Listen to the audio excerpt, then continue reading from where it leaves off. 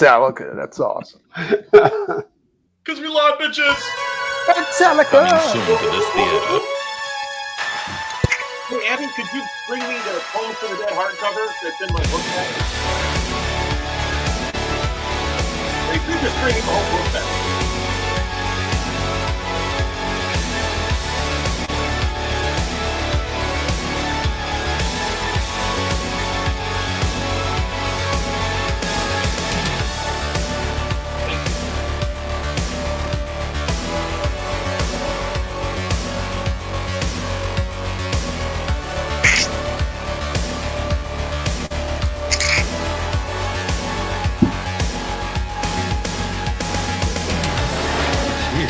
It's alive. It's moving. It's coming this way.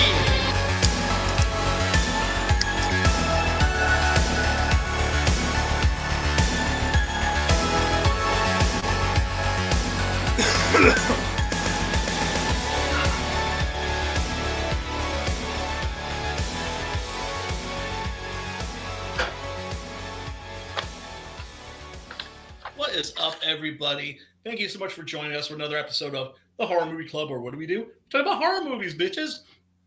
Tonight's movie is Death Machine by one Stephen Norrington. It is the actual film debut of Stephen Norrington. If you don't know who that is, that's the guy who directed Blade. That's also the guy who directed the League of Extraordinary Gentlemen movie.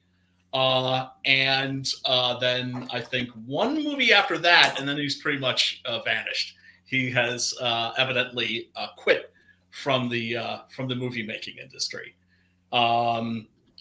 which is a shame because I thought, like, okay, this is going to be one of those guys. Maybe he's not going to be like, the next Carpenter or the next Romero, but definitely like a guy to watch. And this was his first movie. And I remember seeing this and thinking, oh, this guy's going to do some interesting shit, because it's very clearly a very low budget movie and it looks way more expensive than it actually is. There's a link below in the description. You can click on that. It will take you to a 100% free, unedited version of the 2-hour director's cut.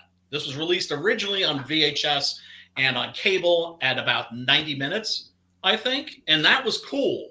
But I have to say, this extended version, it's really dope. There's a lot of the stuff that they cut out that's left in this movie is some pretty choice stuff. You can also find it on YouTube if you're afraid of clicking on like a Plex link, because I know some people are afraid to click on like a Tubi or a Plex because they think they have to create a profile or some shit like that. You don't. But you can also find a cherry Blu-ray rip of this movie on YouTube if you just do a search for it. Anyway, we were having a fantastic discussion backstage. We're going to get back into it, but very quickly, let me introduce my co-hosts. My boy, your boy, Matt Burke, looking very young and sexy tonight, if I do say so myself, sir. What's up, dude? How you doing? What's up, man? Nice shirt. Oh, Hellboy. Yeah. Love me some Hellboy. Can't wait for the remake to come out. Hopefully it's good. Don't let me down. Yeah, I know. Hopefully it's not shit. And then, of course, we got my boy, Preston Acevedo. What's up, boy? I've always wanted to be on a show with Lars Ulrich from Metallica. No, fuck Lars Ulrich. And I didn't know Lars was a Hellboy fan. Fuck you, bro. Fuck you because of that fucking extra bullshit. Now, I have one thing to say. As far as Brian, like, you have to do a better presentation than just sitting in your living room. Like, you have to have some scenery, maybe a top hat, some Crypt Keeper vibes going on or something like that. I had sombrero. My toy collection, but I yeah, sombrero, like an evil sombrero. You know what I'm saying? Yeah, I mean, look, I'm working on it. This like a Mexican wizard. You should look like a Mexican wizard. Look, this place is coming along better, exactly. Right, and I could definitely present a better visual. I always used to have my toy collection. I don't have my toy collection anymore, unfortunately. That got lost in the move. Really?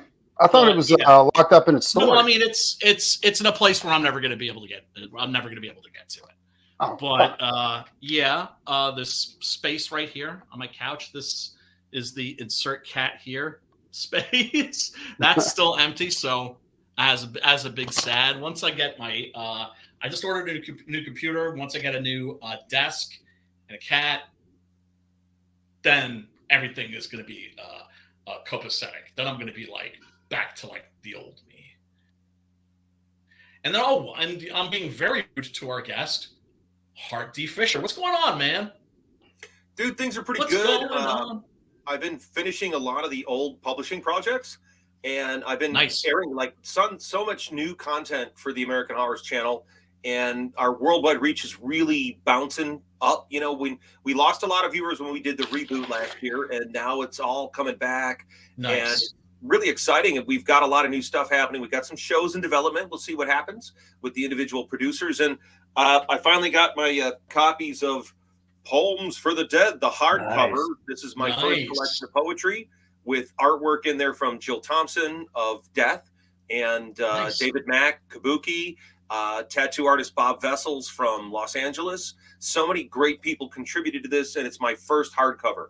And this is the limited signed edition, only 150 copies. So I got my first batch, and I've been signing them, getting them out. And ladies and gentlemen, I'm happy to say the Big Book of Dahmer is at the printers.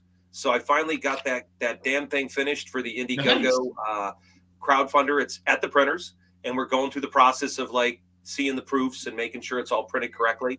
And so that's going to be shipping soon. And then I'm going to be able to finish the Bill the Bull omnibus. Yeah. I was sure about that. Like Bill the Bull. Like, when is that coming? Because you teased us with that on Kickstarter.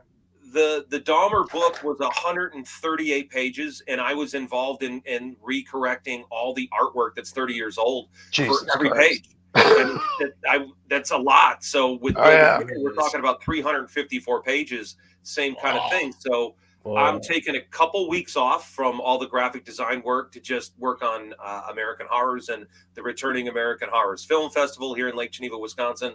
And then in May, actually about halfway through April, I'm due to be back on Bill the Bull, and that's my only publishing project that I have to finish. So I'm going to be on that motherfucker. I got a new scanner. I've got some different techniques. I'm going to rescan a lot of the artwork, because to me, it's key is making sure this stuff looks good, you know, it's to make sure that this art is properly represented. Everybody who worked on these books put in a lot of hard work, and I want to represent that work with how good it looks.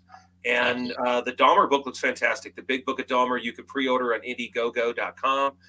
It's up there now. You could Big Book of Dahmer. You could get your order in. It's all still available. And for Bill the Bull, dude, the art is looking so good. Oh my God, because I learned so many tricks correcting the art and talked to so many other people. So now I'm bringing that all into Bill, and it's looking fantastic. Nice. All right, like with Bill the Bull, like that was before computers and stuff. That was like printer plates, right? Honest with you guys, when I first started doing Bill the Bull, all the graphic design was cut and paste. Yeah, exactly. I had an Amiga. I had an Amiga 2000. You know, oh my God, I couldn't believe it when we took over for Danzig and when MS-DOS. We had like this early Mac, and we're trying to scan in these Simon Bisley paintings. Jesus Christ! Good luck at that. And scan in the other half, and then assemble them in Photoshop. And oh my God! For the renders, man. So now these kids have no idea what it was like to have like echo knives and glue, and you're slicing things out to put like Zippertone on it and put all these different kinds of sheets on it. So I'm taking that artwork from that era and updating it digitally and correcting the artwork and making it pop as good as I can. It's going to be printed on good paper. So these books have never, ever looked so damn good. I'm really proud of them. Great. I'm excited for Bill the Bull. I can't wait to I'm definitely going to be into Bill the Bull. Get my fucking filthy. Did you start the campaign for that yet? Bill the Bull, I did. I'm actually, I believe. I don't think I think I'm 3 years late, guys. I think I'm 2 or 3 years late on getting Bill the Bull out. I believe that's how long ago I did it. Yeah. Oh wait, a year late. We ran. So I did it in the summer of 2021. Oh shit! Yeah. So it got funded. Oh yeah, it did. It got funded. The problem God was I had to move twice in a year. I dealt with floods. I would sit from the house I was in had terrible mold problems. Life. Everybody in the house, it made them sick. My cats were sneezing every time the air vac came on, you know. It was really bad. And then I moved into this other house, and I thought I was going to be fine, but it was about 2.5 blocks from the FM radio tower. It had flooding problems. I got flooded 4 times in one summer and lost $5,000 worth of collectible Boneyard Press comics that you could never replace due to the flooding. Well, when you get it done, Raven's Wings #2 from Gerard Way from My Chemical Romance. When you get the printed copies, let me know. I'll go ahead and shoot some cash to go ahead and get a copy. On Raven's Wings? No, when you get like Bill the Bull, yeah, finished and ready to go, let me know. Every year, I always launched all the Boneyard Press projects in May. So the very first Boneyard Press book came out in May 1991, the Dark Angel book with Bill the Bull. And so for me, and I was doing Bill the Bull in high school. So it's a labor of love. And I went through the darkest projects first, an American Horror Story, which was about my girlfriend's murder. And the crazy shit going on in the courtroom and the just talk to get show. that out of the way. Right? Homes for the Dead. I went right into that one, which is my insane poetry. And then I went into the damn Dahmer book and writing all that shit because that was a really bad time of my life. So I just went through head fuck after head fuck. And I got EMF poisoning. EMF really affected me from the FM tower. I was sitting there with a buddy of mine who was in the Navy, and that was his name. That's really dangerous. Like there's a radiation that comes off that shit. It fucked me up. I had heart palpitations. I was having problems with eating. I couldn't focus. I couldn't think. I was waking up every hour and a half. It fucks your brain up big time, dude. Like seriously. It was bad, and it fucked with the Wi-Fi in the house. Yeah, so that and being under those fucking power towers, like that'll fuck you up. So and if you need a loan or something like that, like Lars has that Metallica money, like he can just shoot it right over to you. Well, I moved and now I'm in a new place, and the place I'm at is not like being bombarded by an FM tower, and it's kind of cool. And I've been able to like get my health under me. And guys, I've gotten 3 publishing projects done in less than a year. So I can take those lessons and experiences with print on demand, and I could really do my labor of love, which is Bill the Bull. I really need to get into the print on demand thing too. Look, here's the thing. Don't feel bad because life happens, right? Yeah. So you had disaster upon disaster upon disaster. So did I, right? Last 4 years have been fucking hell. But, you know, it's like... I got to admit, losing my mother, you want to tell... I wasn't being honest about my depression. I was depressed after my mom's death. So I went right into the thing, and I was trying to like celebrate like my mom helped me do Bill the Bull and was instrumental in helping me do the comic book company. So she died in 2021, and I wasn't even counting on how much it impacted me and fucked me up. You know, and like in my family, my mother was the only one that believed in me, and was like, "I know you're going to do it. I know you're going to do it." And I'm happy to say it's like she was like, you know, in like the late stages of Alzheimer's, but that part where like they come back for minutes at a time. And so suddenly she'd be back and I'd be like, Mom, the comic book, you know, the comic book thing I was doing? Yeah, it's selling. People are buying it. She's like, no way. And I'm like, yeah, no, you believed in me. And yeah, it's coming true. And then, you know, she'd be, you know, happy for a second and then she'd be gone again. My family, like, they believed in me too, but they used reverse psychology, you know? So they were like, you piece of shit. Like, you're going to fail. That was my brother and my father. That was horrible my brother fucking artist. Seriously, dude, was behind me, man. My family backed me. My father, my mother, my brother was, and they were part of it. You know, they got to be there. And, you know, guys, the Dahmer controversy hit really early in my career. Like, okay. We were really young. I'm in college. I remember seeing you like on fucking like. I remember that too. Like, what was it? Like Sally Maury or something like that? Yeah, Sally Jesse. Gary Springer, Sally Jesse. I remember that too. Yeah. I never was on Geraldo. Okay, then I can't take you seriously. Yeah, right. And so like that shit hit really early. Like it was. I was making a reference to tonight's movie where he's like you know, Oprah. No way. This is Geraldo. There's a lot of references. Put it in perspective, you know, Brian. I'm, you know, in college. I'm a bouncer at a bar. I'm training for my black belt. I launched my first comic that I write, draw, ink. You know, my girlfriend letters it. I'm living in a basement apartment. My landlord is a midget that lives above me like an actual That's midget. fucking awesome, dude. Is he friendly? What did you say? Great landlord. He was great guy. And I had this giant stereo, and I'm drawing these horror comics and drawing the first Build a Bull stories for print. And I've got my stereo blasting, and he'd be calling me up because he collected little figurines, all these little Jesus figurines. And they kept falling off of his. And they were on every flat surface in his apartment. So oh no, I just pictured them vibrating to be like, Art, do you have a live band playing in the basement? Is that a live band down there? Could you turn down the music a bit? Yeah, I could do it, Craig. No problem. Okay, I'm sorry. Right. I can just picture them like a vibrating hockey game. All the Jesus moving around. Funny, he's sweeping up the left side. So I did that shit in 1991, meaning amazing. I was 22. Oh, I wish I did that happen. And then I'm 23 but you've had a fascinating life, dude. It's like a baby. The dollar thing hit. And I mean, it's just like that was like the start of things. And then just your life gets stranger and more interesting. Your story just gets stranger and stranger and more interesting. I wish I was hanging out with the people that you were hanging out at that age. Like any kind of success that's ever come to me is just like now, right? And it's small success, but at least it's something, right? That I feel like is building. Because you know what? There's something in the air. Everybody in my circle seems to feel the same way, which is this year, 2024, let's go. Do you know what I'm saying? You're going to be coming out with how many books? How many books are you coming out with? I had 3 come out. That's amazing. This year, I'm going to have 6 Gun Gorillas issues 9 and 10. The trade paperback. We got to do a 6 Gun Gorilla crossover with Build a Bull. We need to do it. We got to do it. Sold. Because I'm going to get real, and then it's going to be new Build a Bull stories. Oh, that's it. You know I'm down. Well, we got Max Devill from Atrocity Press on board. He's the first guy I hit up to have Build a Bull, because what I'm going to do is with the Boneyard Press characters, what we're doing is we're advancing the needle. All right. Nobody ever does this. Yeah. The new books, they're 20 years later. Everybody's older. Oh, fuck yeah.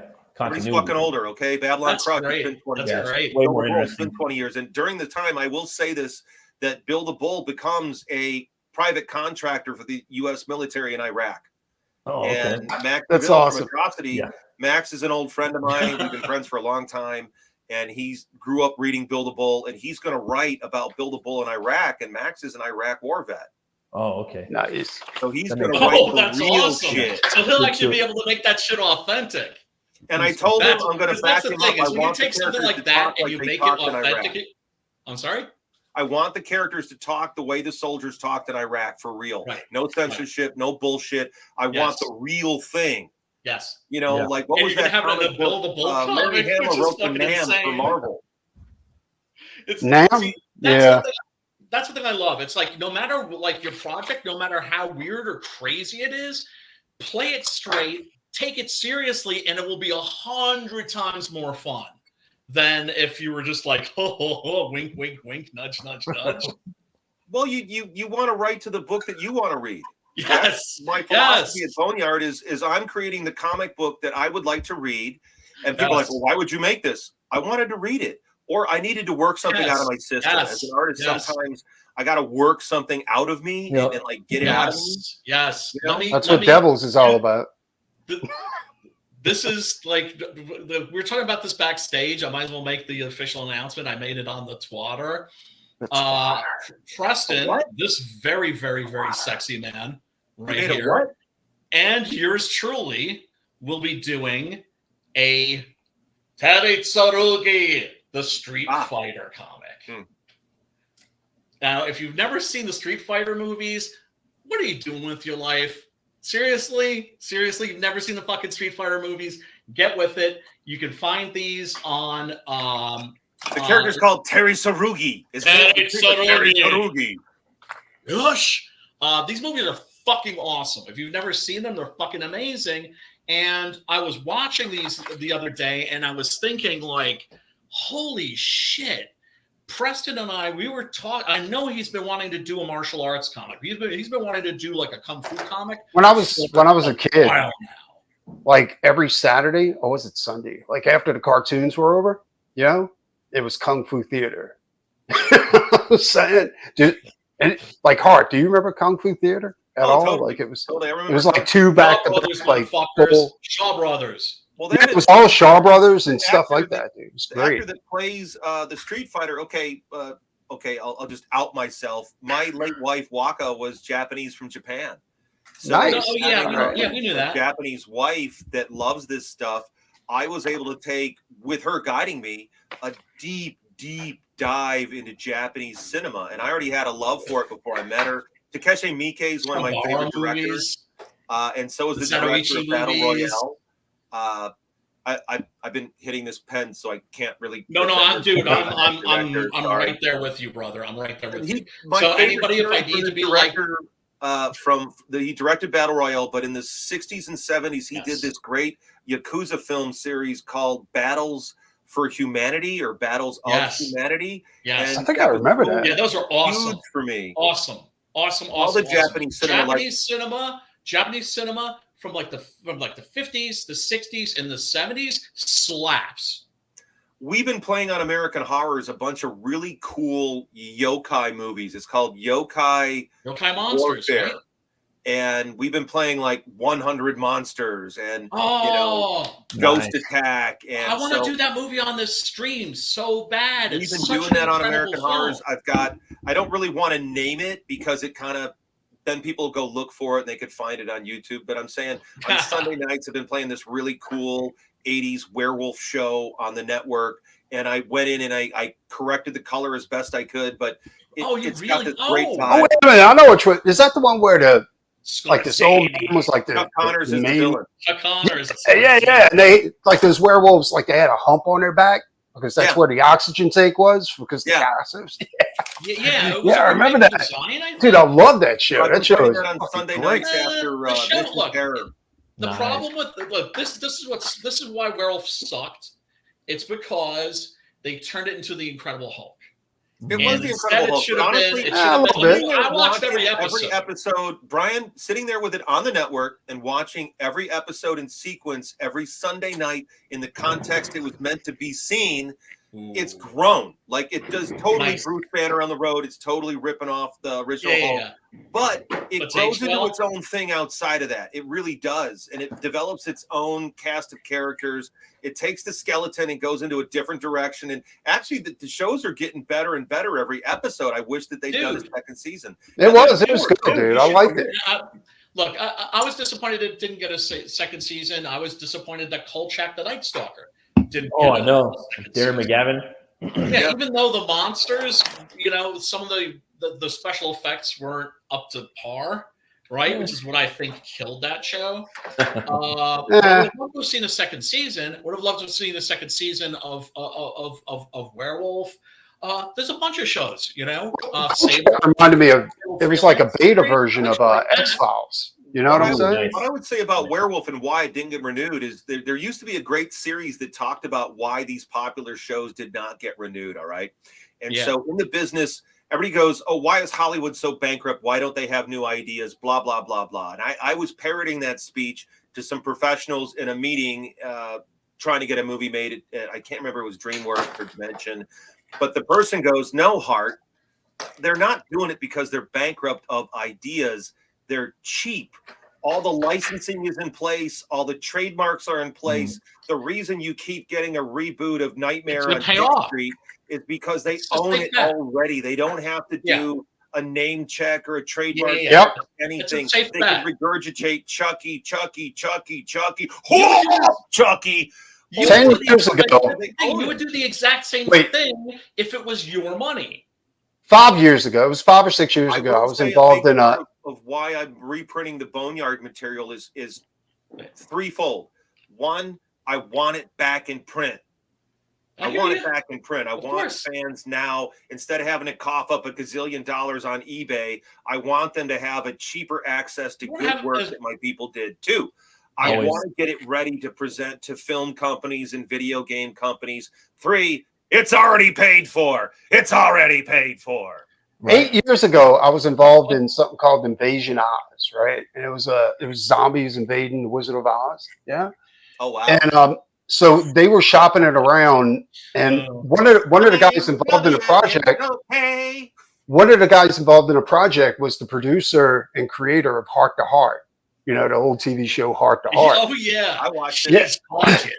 Well, when they shopped it around, they said that all the companies they weren't interested in any projects that had an artist attached to it. You know, as far as a creative, because artist. Like That's they wanted me to be work for hire and not this is after we already signed all the contracts. Like, so I was already attached to the project. Yeah. Nice. And they had a huge problem selling it as, you know, for television show, movie, whatever, because they were saying like they didn't want to pay dividends to, you know, an artist. I don't know why. I don't know what was the big thing about that, but it was crazy at the time.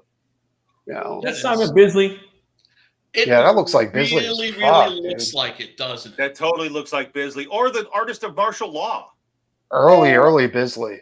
That looks like Simon early Bisley, dude. And that's the thing about this movie. I don't know if I you wouldn't even guys call that early will Bisley. agree with Slain me looked here. better than that.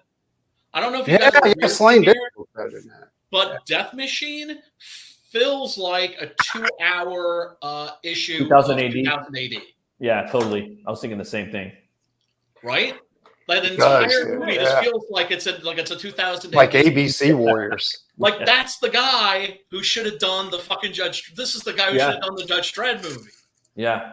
For Well, sure. they're obviously influenced by it because you can see in the costumes of, was it the AHR guys that show up at the very beginning of the film? Like the Unisols, basically. They had a really interesting dynamic to it with the set design. They had really good use. Like, one of my problems with Netflix and their sci-fi original shit is, guys, it takes more than a couple of neon lights on the side to be a set design.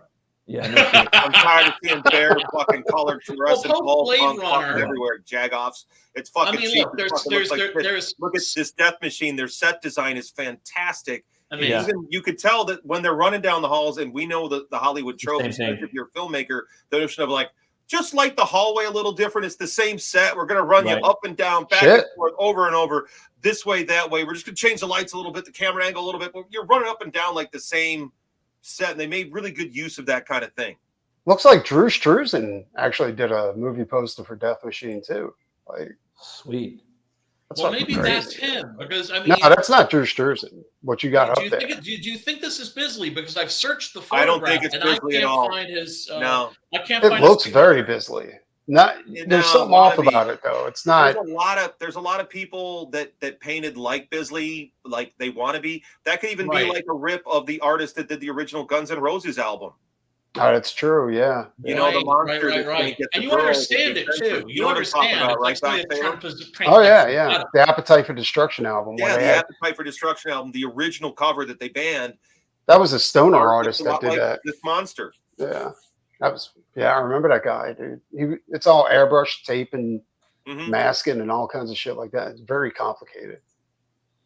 Yeah, one of the things I always do on this stream, and I know Matt loves this, like we're a comic book stream as well as like a horror movie stream. As the viewers just found out. Yeah. Right.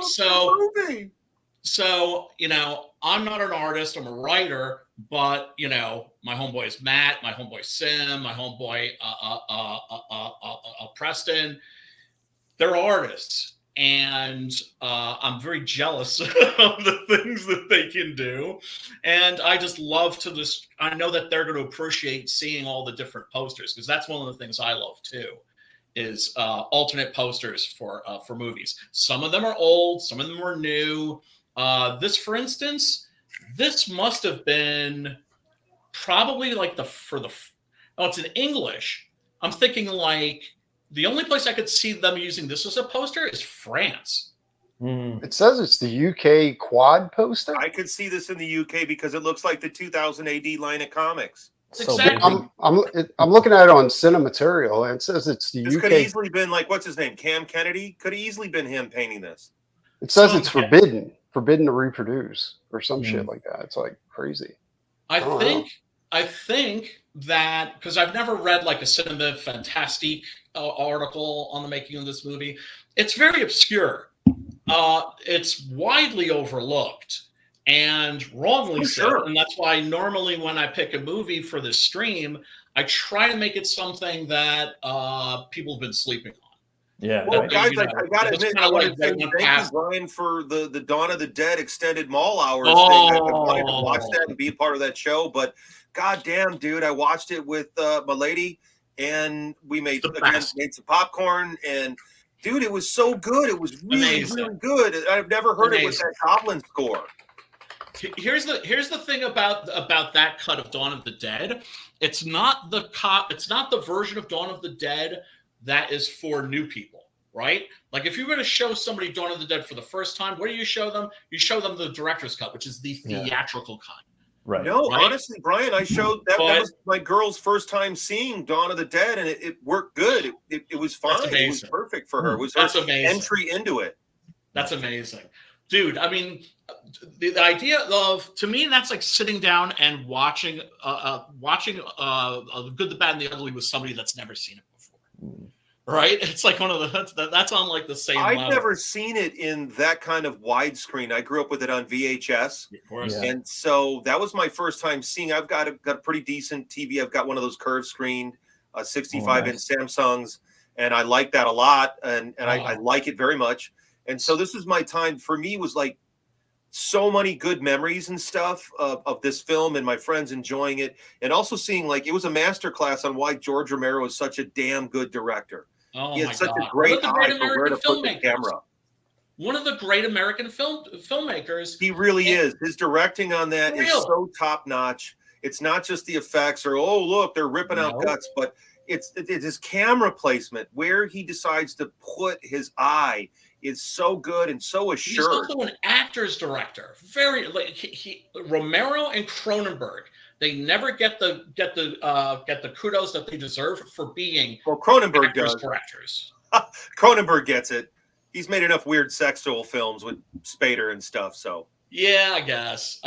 Well, Romero. Everybody was like kind of sleeping on him until he died, right? And now people give a fuck. So people who knew.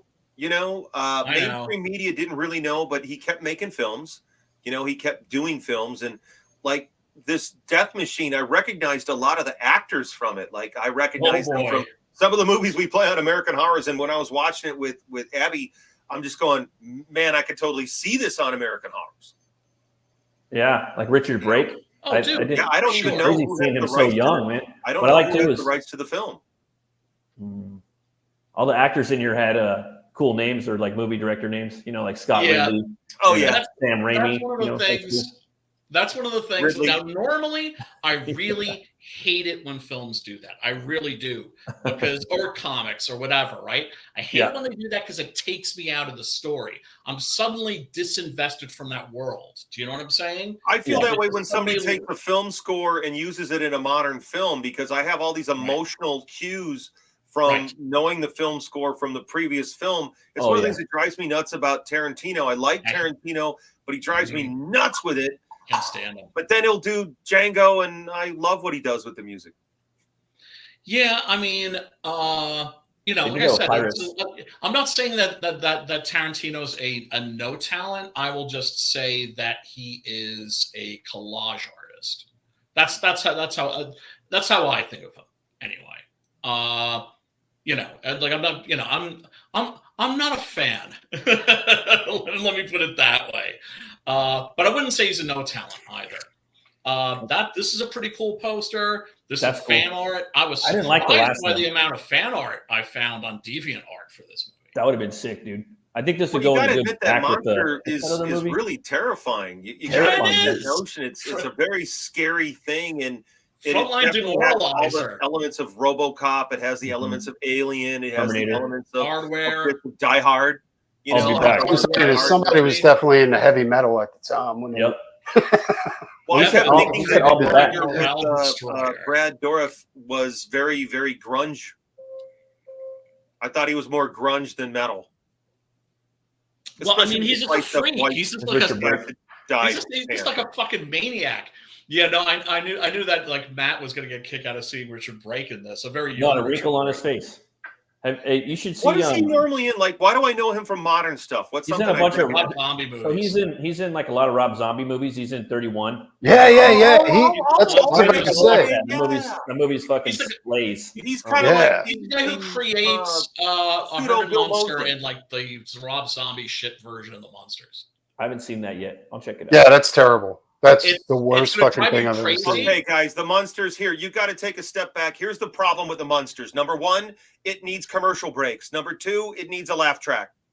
And it does, and it needs to not have Sherry Moon Zombie in it. Zombie totally fucked that up, dude. And I should cut in commercial breaks, and I should put in a laugh track, and you will know that I'm absolutely correct. That show is dead on balls accurate. The Munsters, fantastic. The problem is it needs the laugh track. And Sherry Moon Zombie out of the movie. It also needs a really good director and every time that he nailed it. And also the cast. Like, no, actually, they took it out in the back alley, but he nailed it. It's missing the laugh track. Oh, dude, he was totally off. That was the worst fucking thing I've ever seen before in my life. The actors he had, with the exception of Sherry Moon, I didn't think she was good at all. I thought the rest of the actors were right on. I don't know where this werewolf came from. I'm like, what the fuck is this all about? I was like, that's crazy, dude. The colors wasn't bad, you know. Watch the Monsters. I have partied. The script was horrible. I have had drinks with Billy Patrick. I have had fun with that guy back in Texas in the 90s at these comic conventions. Dude, reimagine it with the laugh track and commercial. I'm going to do it. I'm going to have to fucking just record it and fucking cut it. You might don't have the imagination. I'm kind of feeling like you're trying to get somebody to do a Bill the Bull type movie. Every X amount of minutes, it's got to go to commercial and come back. Because if you watched those original shows cut together with no goddamn laugh track, you'd be yanking your balls out. That or like a better script. Like it's those scripts are terrible. They're like when people want to argue with me about the Speed Racer movie. You didn't see the Speed Racer cartoons. That fucking movie nailed it. Even though I did like the Speed Racer movie. I thought it was a little slow, but I thought it was like everything else was spot on. How was Racer X? Because Racer X is my fucking boy. Racer X was pretty good, actually. The actor they had playing Racer X was pretty on. I don't know why I haven't watched that yet. Wasn't Racer X in the movie Luke Wilson? No, he was in stuff. He was in Party of Five. Yeah, Matt. And well, he was in Biker Boys too. Yeah, he was in a lot of stuff. Yeah, wasn't he in Lost? I want to say he was in Lost too. Like he's in a ton of stuff. He's in a ton of stuff. He's not just Owen Wilson's brother. No, that is true. That is true. Fellas, really quick, let me run the trailer for from Trimark. Yeah, Trimark video. Chank Industries. So immediately, like you see, like the little bit of a Blade Runner, right? That look, the future as it's presented in science fiction movies. There's a benchmark, and it's like pre-Blade Runner and post-Blade Runner. This is very clearly post-Blade Runner. It doesn't hide any of its influence. It wears them very much on its sleeve. Chank Industries, designers of the world's most advanced defense systems. I understand the deep emotional reactions to allegations of illegal projects. A corporation. I remember being annoyed when I found out about this movie too, because I was like, "Oh, this just looks like a big budget rip-off of Hardware," but it's not. If you haven't seen Hardware, by the way, go check that out. That is the superior film in my opinion, but this is still great. The brink of disaster. The Hard Man Project just doesn't. The Hard Man. Sounds like a porno. Hard Man Project. Think about that for a Viagra commercial. Yeah. Blue Chew, the Hard Man Project. Sounds like a Vivid movie. Exactly.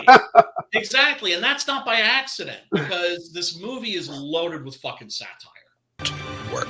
Am I to understand that those demonstrators outside might actually have a point? I want every suspect project shut down. Now, from the hands of a madman.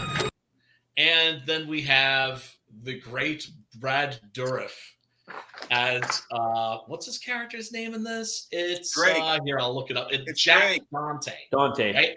Jack Dante. So there's another reference to another director, Joe Dante. Right. From the hands of a madman. A madman. Like to feel stark terror. And he fucking chews up the fucking scenery in this movie. It's like overacting, but it's like deliberate overacting, kind of like what Anthony Hopkins does. Unstoppable weapon has been unleashed. Richard Brake just fucking hauling ass with that thing on him, that thing bearing down on him. The ultimate fighting unit. No mercy, no pity, no fear. Order to chaos. He's on. That's a great scene, man, where Richard Brake is just fucking boogieing, and that thing's just crashing through walls to get to him. Fear. That's right, because it can smell your fear. That's how it tracks you. Afraid you are, the sharper its trace. How are you gonna avoid being eaten alive? So just from looking at this, what are you seeing? You're seeing Blade Runner, you're seeing Aliens, you're seeing Terminator, Robocop, you're seeing the Terminator, Robocop. You're seeing a lot of things. Terminator like a motherfucker. That's Total Recall too, the memory and 209. Yes, for sure.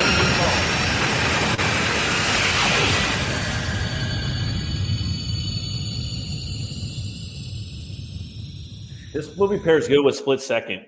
Like you could have like your own little like fan made fucking like 2000 AD like fucking lineup like they're like a fucking marathon of all these like 2000 AD-esque fucking movies, and that's one of them. Exactly. Oh, I gotta admit, man, when I was a kid and I got that movie on VHS, I kept like playing back the scene with all the fetish kids and all the fetish chicks, all the crazy like S&M shit. I was like, oh, I like that. And which movie was this? Split Second.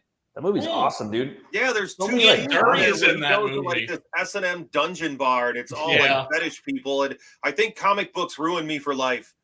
Especially the X-Men Hellfire Club, drawn by John Byrne as a big nerd. Dude, are you guys watching shit going on in that that one from Penthouse? I think that's ruined me. So I like all that rubber fetish stuff and all the corsets and all the boots and. I do have a thing for thigh highs, I will say. Yeah, dude, yes, for sure. I can't believe this guy never made any movies after Blade. Like, I know, dude. It's crazy. One single film after Blade? No, I would have totally wanted to see him do the monsters. Like he would have killed it on the monsters. No, the League of Extraordinary Gentlemen was fucking dope, dude. He did that one. Yes, he that did. One was awesome. Okay, here's a story about Stephen Norrington. Here's a story about Stephen Norrington. Here's the story about Stephen Norrington and why he disappeared from cinema. Yep. He did a movie called The League of Extraordinary Gentlemen. Now, I know a lot of people don't like that movie because I liked it. I thought it was badass, dude. Yeah, it's fun. Awesome. I think it's a lot of fun. I think it's really a fun movie. All four of us on the show agree, great fun movie. Yes. Like I think even if they made it now, like how would they make it better? Like they can't. CGI. It's like trying to get girl bosses. Awesome. They got the tall, skinny guy from fucking They need Transpotting. more representation of different races. Even though they have the Indian guy, there was so much they're going to fucking need signatures. No white males. No white males. Latino Panther. I don't know. They're going to need. Tom Sawyer needs to be more black. gay stuff. Dorian Gray needs to be trans. Alan Quartermain, dude. Sean Connery in there was so good. Fucking Invisible Man. That is the stuff of legend. Okay. Here's the thing. When you were working on a movie and Sean Connery was there, he did not suffer fools lightly. Oh, I heard about that. His attitude was, I show up, you know what you want me to do, I do it, and I split. And supposedly, according to Connery, Stephen Norrington was never ready. He never knew what he wanted. That when he would show up on set, he was basically just trying to put it together at the last minute. Well, some people do that too. I mean, that's Yeah, but here's the thing: we're talking about like Sean Connery here, right? Okay. So I had read some articles. I mean, I don't know, but I read some articles for like literally a week's work on a. Oh no, Brian! I'd read about like terrible arguments where Sean Connery's like, "Look, I know what I'm doing. Shut up." Yeah. And exactly. That in like I think Premiere Magazine was talking about back in the era of Premiere Magazine. I'm pretty sure it was in there, or like it was not just like your usual gossip on a website where news breaks in 1 hour and 5 hours later everybody thinks they know the fucking story. This came out like major arguments on set with Connery and the director, and I didn't realize it was Stephen Norrington, and I didn't know he quit after this. But then the film didn't perform the way it was expected to. I don't think Connery made any more movies after this either. He didn't. No. Now I will say this: like on Blade, I heard like Snipes had a big problem with the director on Blade. Really? They went back and forth like crazy. Like, in fact, he hated him so much that he would. Goyer when he directed. No, dude, you're getting the directors mixed up. It was Blade 3, wasn't it? Blade 3 with David S. Goyer. It was Blade 3. And the director was the usual writer, David S. Goyer. You're right. Goyer, Absolutely. Which was fucking Wesley Snipes over. And the way he was fucking him over was he was like, you know what? I want to do this spin-off of the Blade universe, right? I want to do the Night Stalkers, right? So I'm just going to yeah, that's right. That's when they put your boy on steroids. For my own shit. And so, so Blade was writing bitch in his own movie, right? And that's what Wesley Snipes had. Well, the movie's bad. The script is bad. It's bad. It was pretty sad. Blade 3 sucks. And I did like the vampire. The best writer. I think he's a crappy writer, but I really do. I don't think David S. Goyer is as good as his press releases are. I'm not a fan of his. I don't like Training Day. I don't think he's that good. I think he's been riding on the coattails of really good directors that fixed his mistakes. On Blade 3, that was with Dracula, right? That wasn't with the mutant vampire that killed vampires. Yeah, it was a Sumerian Dracula. That was Blade 2. That was Blade 2. Blade 2 was badass. That's the best Blade movie. And you want to know why that's the best? It was like Beta Strain right there is what that was. Well, it's because when he got the job, Del Toro said, I had a choice. I could either make Blade 2, the Guillermo del Toro film, or I could make Blade 2, the Kick-Ass movie. And he said, I decided to do the Kick-Ass movie. Blade 2, the Kick-Ass movie. It's still a Guillermo movie. He said, in other words, he backed off from it in terms of like putting himself into the film. That's awesome, dude. No, it was a great movie. I love the vampire in there too. Yeah, it was badass. It's my favorite Marvel movie. It's the high point in the series. It was the strange vampire, right? Yeah, pretty much. I mean, the Reaper. Yes, and you have Donnie Yen in there. He's only in there for like a second. But got Hellboy running around there. You got Daryl from Walking Dead running around in there. Yeah, that movie's fucking dope. Really fucking good. So yeah, when this opens, I have to say I love the opening. Because it's like, hey, that's my car from LA.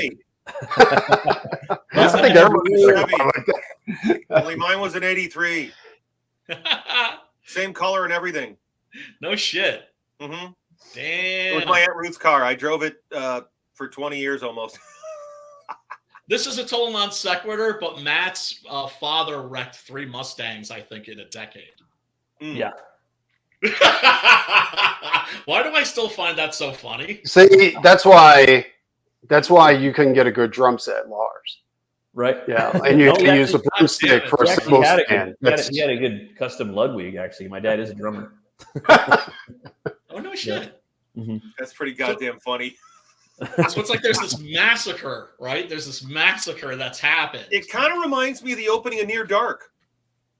A little bit. It reminds me of the hotel scene in Near Dark. It reminds me a little bit of like the Kurosawa movies, like Ron, where you don't see the battles, but you see the aftermath. I'm digging the soldiers' uniforms. Like I'm thinking those helmets are just badass. To me, that was very Dune. Cool. Yeah, I think it looks very 2000 AD. Like Judge Dredd. That's what I'm saying. The guy who did that poster, it wasn't Bisley, but was working on the art design for this movie. Yeah. Because it looks and it feels like a 2000 AD comic. And here we have a rogue trooper. I like this. That was pretty cool. That was a good build. They set up the build really well. The director and the writer, they set it up like you're like, what the fuck? You're beginning this movie like, what the fuck are they walking into? Why are these guys sitting like, thank God you guys are handling it, instead of the usual you're like, I'm the local jurisdiction. I'm in charge here. Fuck you, federal boys. You got this. It's like, thank God you guys are here. Get in there. And they set it up. We don't want none of this shit. Boogeyman.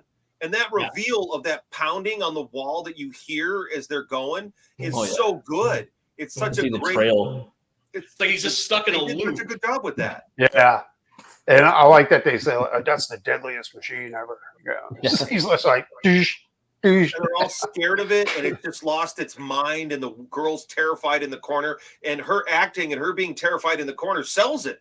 It does. Yeah, she's good, dude. She's really good. They had a bunch of stars in this movie. Like, well, I mean, soon. Great eye for casting. Really? Yeah, definitely. Death Machine. Oh my God! Where was this shot, Fantastic. guys? Where was this shot? Was this like a New Zealand thing or? My house. That's a really good question, and I was wondering the same thing. I think it may have been Australia. Sure.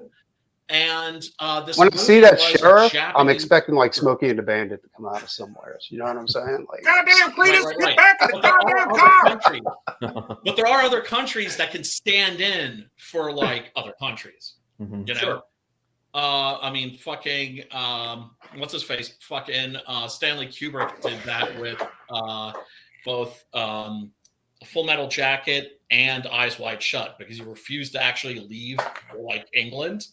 And so they had to turn like part of England into Vietnam, and then part of it in London into like New York City, shit like that. They obviously did not have that kind of fucking cash for this. There's no way.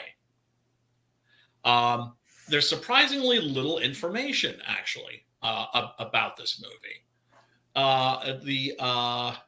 Let's see if I can find like the budget or anything like that. Yeah, there's like very little information on this film. Now I'm wondering, like, did this come out before or after Universal Soldier? This is 94, right? Yeah. Because basically these guys are Unisols. Yeah. Universal Soldier was. Well, here's 92. The thing too that you got to consider when you talk about like, okay, this movie came out in 94, but that's when it was released. It was conceived and executed. You always got to backdate it like a year or two, especially when things shot on film. I know. That's why I thought it was bullshit that people were saying that Dredd was a ripoff of The Raid. I was just like, there's no way they would have had that kind of time. No. It takes like 3 years minimum to fucking make a movie. They could probably be, okay, the guy who directed The Raid, he had done some American stuff too. So he was familiar with American culture. So what I would think is that the people that did the Dredd film and the people that did the Raid film were probably influenced by a story we don't know about. Right. They were probably both influenced at the same time by the same kind of story and said, oh, how do I adapt this? And there might even be, I don't know, I think there might even be a Judge Dredd story in the comics with them being locked in like that in a block. I'm pretty sure it's in one of the 2000 AD books, that plot. Yeah, right. I don't know about the slow motion drug part. That seems like an. I thought that was kind of shitty. That was for the 3D. I didn't like that too much. I remember that was like the main problem with that movie was the fact that they released it only in 3D, and the original title was Dredd 3D. I was there, man. I saw that shit in 3D. I liked it. Yeah, me too. Slow mo. Was it? Too. What was it? A successful movie? Like, I don't know. I love Dredd. I thought it was. It's the most like. It didn't work for him. It flopped. It flopped harder than Conan. I mean, actually, Conan flopped. But it then became a surprise hit on DVD and Blu-ray. Yes. So, in other words, it was like Big Trouble in Little China, or The Thing, or something like that. Blade Runner. Blade Runner. Yeah, all those movies. Yeah. Yeah, movies that just bombed at the box office, but they find their audiences, and they find their audiences quick, right? The Matrix, if that had failed at the box office, that would be one of those movies. Dude, Brian, I think that what happens in Universal Soldier, the Unisols, and this, I think that's like the next step between now and like Skynet, like in real life. Like, I could see this happening in the next 5 years. Well, look, this is a movie about a killer psycho robot, right? A psycho killer robot. We got one of those already. We got one of those posing as the president. No, guys, you can't call it. It's not a human. It's just a robot that's programmed to dice this kind of meat. It's not a psychopath. It doesn't have emotions. It doesn't. It's a kitchen utensil. You can't call it a psychopathic robot because it's just a thing. A robot of a machine. Is your Ginsu a psychopath when you used to cut somebody up? I was making a reference to a line in this movie where they were referred to it as like a psycho. Let's go back to what you were talking about with Hardware when you played the trailer. Hardware, and what's that director's name? Stanley. Hardware was awesome. Dude. Richard Stanley. Yeah, Richard Stanley got bounced out of the Island of Dr. Moreau thing that John Frankenheimer had to take over with Val Kilmer and Brando. Did you got the private filmmaker there?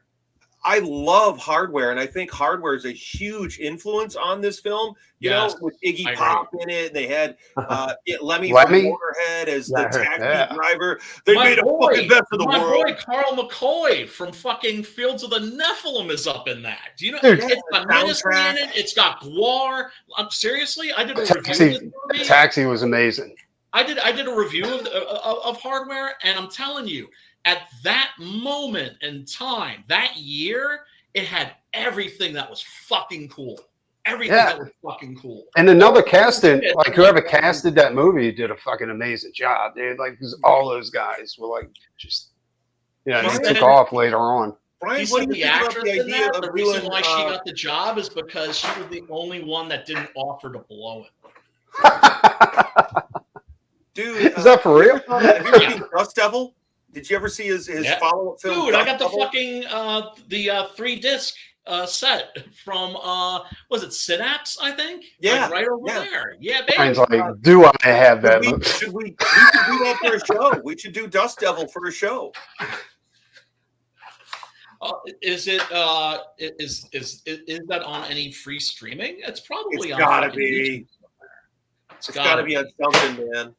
Yeah, the home video version of that was basically got treated like a Dario Argento movie. That is to say, it had like a half an hour cut out, so it was like a little. You're saying the cut that you've got on Blu-ray, this 3-disc set, it has like a director's cut? Yes. Oh man, I'd like to see that. And a bonus disc of Richard Stanley's documentaries, about 4 of them, most of them about the occult in some respect. And the soundtrack by Simon Boswell, who's very active on Facebook, by the way. Cool. Fucking love that guy.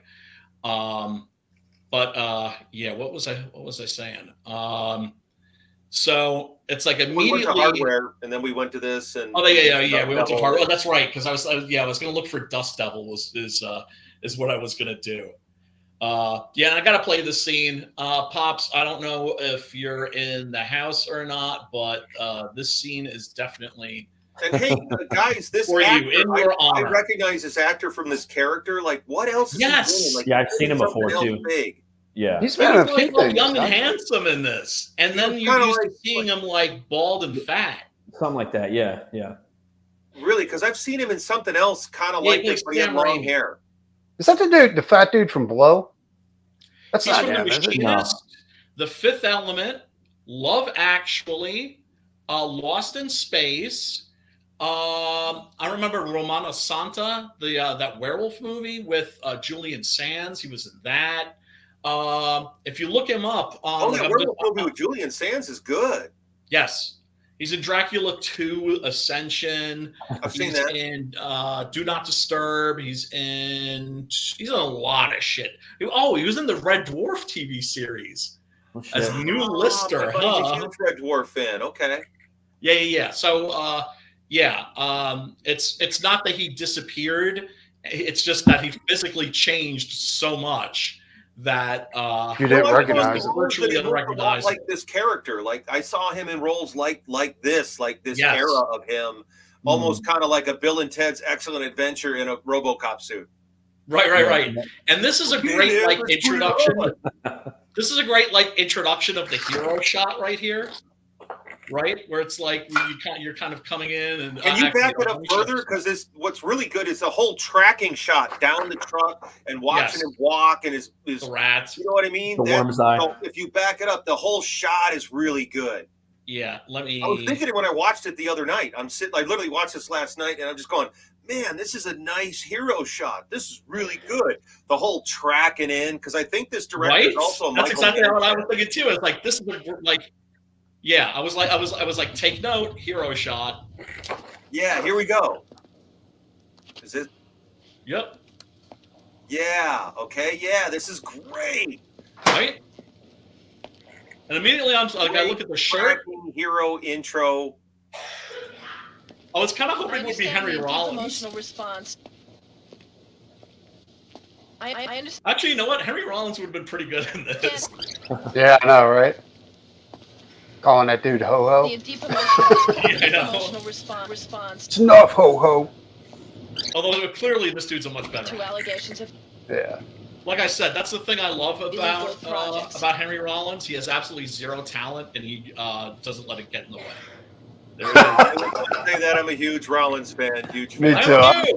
I am too. Love the poetry. Sorry. That's one of the reasons why I'm a Henry Rollins fan, is because I think he has like zero talent, and he doesn't let it stop him. He doesn't let him get in the way. That's a writer. Get in the Van's a really good book. He knows how to write. He wrote all the songs for Black Flag, though, right? I know. The lyrics are good. I like the albums. I could never say he has no talent. I could never say that. Nah, I can't do that. That's okay. Maybe I'm being a bit harsh, but you know what I think. I think Brian doesn't like him because of his sexuality. Henry and Glenn forever. Yeah, Henry Rollins is a lot like Rob Halford. Brian, are you upset that Henry Rollins won't hold your hand? I said I love Henry Rollins. You need a hug. You need a hug from Henry Rollins. Do you need a little one-on-one get in the van time? No, he's all tiny. Get in the van and bend over. He's all tiny. He's tiny now. He looks like he's like, you know, I got to sling him over my arm. Henry Rollins looks like he's fresh out of a trailer park, like cooking up some meth nowadays. I've met Henry. He's not tiny. Glenn Danzig is a short fella. Glenn is definitely a short Italian man, but Henry's tall. He's not a little fella. Yeah, he's what I refer to as a little big man. That is to say, people that are kind of like short of height, but they're kind of like large of character. Visions. This is the part that's for you, Pops. It's 420 time. And then the one-upping with the joints here. Who the fuck can smoke those weird goddamn things? Like, what the fuck? Is that like a big pen taped to like a bunch of weed? What is that? I have no idea. It looks like a tampon. I keep looking at it like, is this like a Chong, big pen? right? What are you smoking this with? And look at that haircut. That haircut's a little crazy too, isn't it? It's like a reverse Mr. T. It's once again. No, that's the theater. It's very student. 2000. Right there, the actor with the shaved head is obviously the theater student.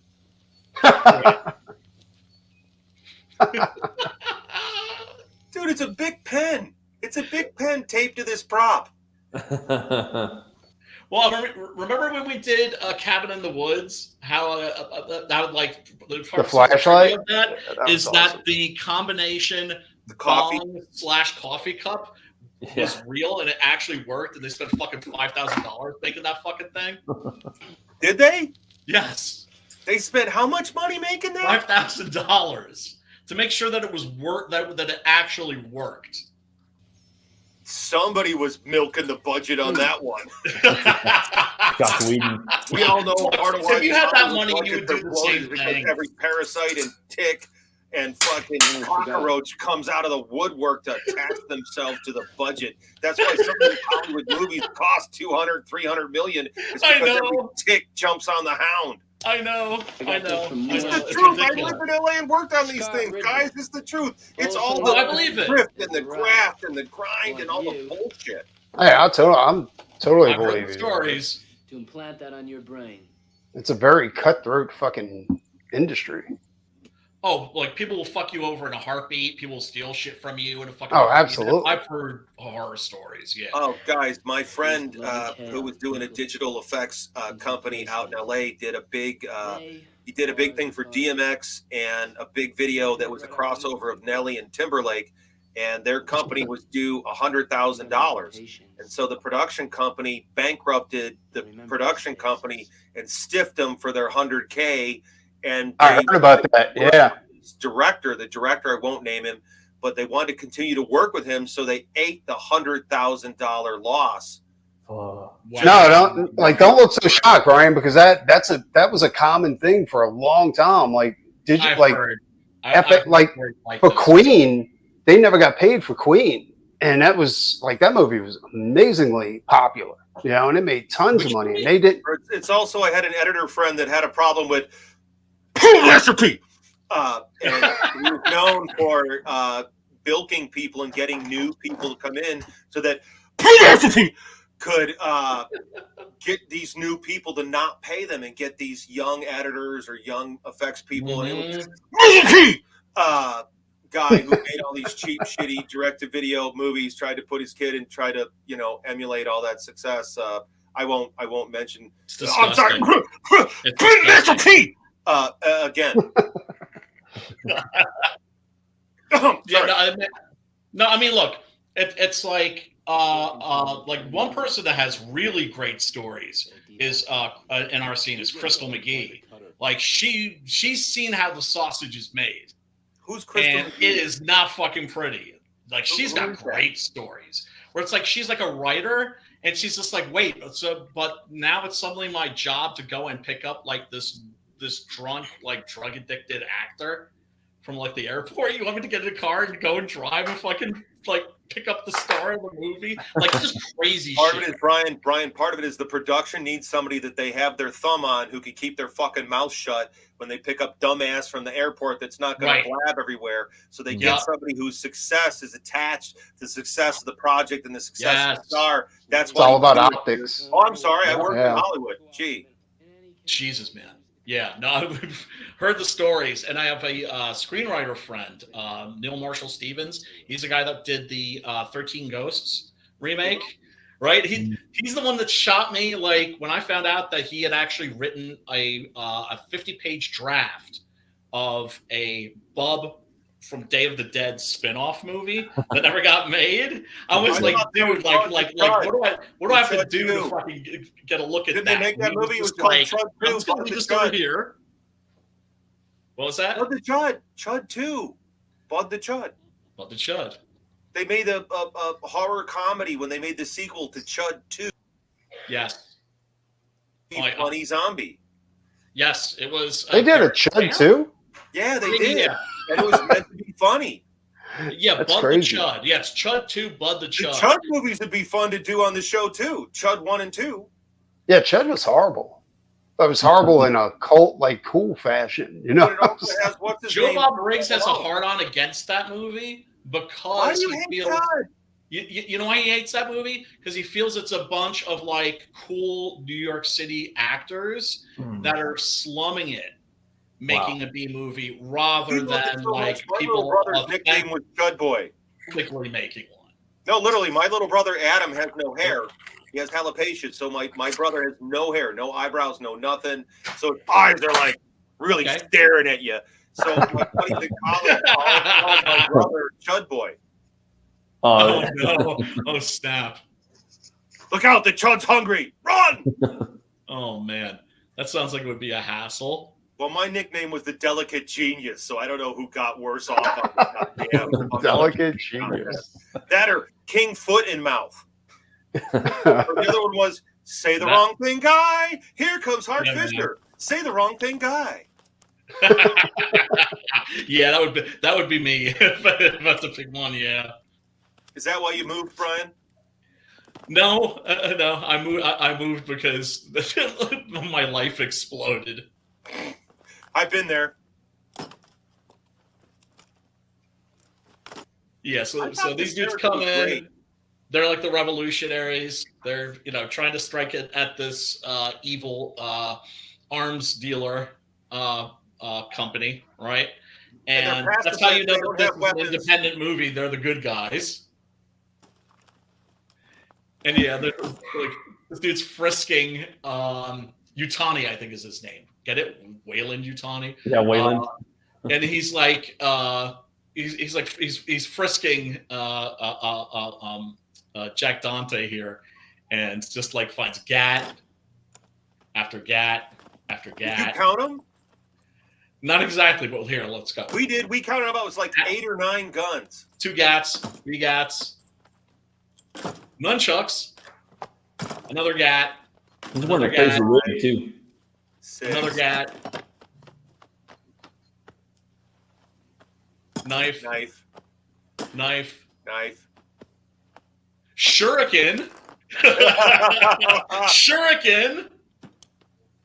And a big old Bowie knife. And his penis. And a rubber chicken. Always a rubber chicken. Good. That's very Svengoolie. Yeah. So, I mean, that's one of the things about this movie. It really doesn't take itself too seriously. The dialogue is cracky. The dialogue, and it does that in a charming way, I think, because it's very much focused on being fun. Yeah, definitely. It should, you know. I think the best part of this movie was when he's waiting there with his hand on his. He's like, "Well, what's going to happen now?" He's like, "Well, you die." And he's like, "No." Yeah. Yep. Yeah. I mean, he's just a complete fucking maniac. He is, dude. He's badass. The character's completely fucking insane. And I think at a fucking certain point his was Brad driving him nuts, Dourif. though, because there were times where like his hair was totally across his face, and I'm like, that was probably not planned because actors don't normally like having their face covered. Yes. And you can see him doing shit in this that's obviously improvisational. Like when he runs out of the room going... I bet you they told him, no, I would bet you anything the director said, you have to hit those light bulbs, because they made sure to cut to the reaction shot to see the bulbs swinging. The director told Brad Dourif to do that. It was not, that was done on purpose. Okay? Yes. Remember, I'm an actual director. Hi, Harjun Fisher from American Horrors. And we appreciate your input and your expertise, sir. The other part, guys, is I own my own post-production facility in Los Angeles. So I edited a ton of stuff. Yeah, I did. It was called Crime Pays Inc. And so I had my own post-production facility in LA. So it's not just that I'm a director, I'm a professional editor that had a staff of editors. That's awesome. So I got to see more material than your average director, meaning that when you edit, you get to hear all the direction. Yes, there is a reason everything, why. You see every inch of footage. And if you're a director, you learn from everything and you get all this experience. Yes. So when you see a movie, you go, oh, the director told him to do that for sure, because they made sure to get the other cutaway with the bulbs going back. He wanted those bulbs swinging. And this is why very often editors make good filmmakers. And I was just the other day, and I forget who this was, but there's a particular producer that was like, you know, just like get the people that were editing the movies, and then like get them to direct. Roger Corman, I think. Well, what happens, Brian, is when you're in the edit bay, you can't lie to yourself. You're not in love. You're like, when you're a director, you're fighting from your vantage point to get the film made, and you have a vision, you have a this. But as a professional editor, you're kind of dumped in like you're the quarterback on the team, and you just got traded to the Jets. Holy shit! Now I'm not in Green Bay. I'm with the Jets. Fuck.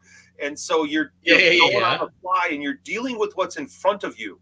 You're not married to the footage. You're not married to the performance. You're not married to the script. You're just reacting to the footage in front of you.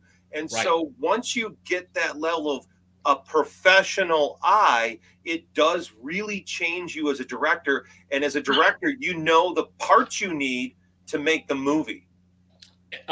This is why also a lot of directors, George Romero, for instance, they'll edit their own movies. Well, what Hart's also saying is that the artist has to separate himself from the work. Otherwise, you can't be effective. Dude, so same thing with comics. Same thing with novels. Doc Salem nailed it, dude. Movies. And then the other part I would say is you actually have more experience in making a movie than a director does, because he's going to make one feature in a year, maybe. Right. And then you as an editor, a professional editor, you're on a job for a month, 2 months, then the next one, then the next one, then the next one, then the next one. And it's like a fighter. If you're not in the ring fighting, come on, you got to be doing it. It's something I wanted to do. I applied for a job doing it.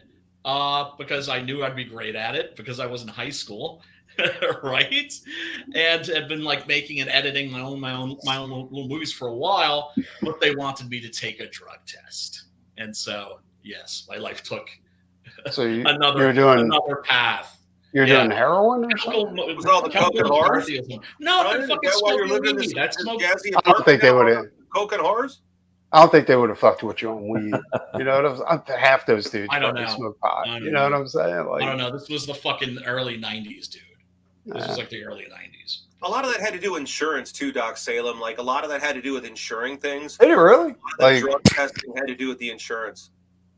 So as long as you should have got somebody to pee for you and just had a bag. I was just out of there. So my life took a different path. You take niacin pills and sit out in the sun, and sweat it out. It was chemical McCarthyism. Even if I wasn't gonna piss dirty, I just couldn't see myself pissing in a cup to get a. That sounds like a rap song. Piss dirty. Look, it's like talk about illegal search and seizure. You want to look inside my body? That's a band. Pissing dirty. Pissing dirty. That's like a little fucking personal. Do you think that's a little fucking personal? It's like, that'd be a good cover band. If they can fucking look inside your brain. That would be an awesome cover band. Like Stone Temple Pilots. What about Stone Temple Pilots? Doc Salem was talking about Piss Dirty, and I'm like, that'd be a great name for a cover band that only did something for guys who had drug problems, like Alice in Chains. Heroin metal. Yeah. Piss Dirty. We're going to do Alice in Chains. Dirty.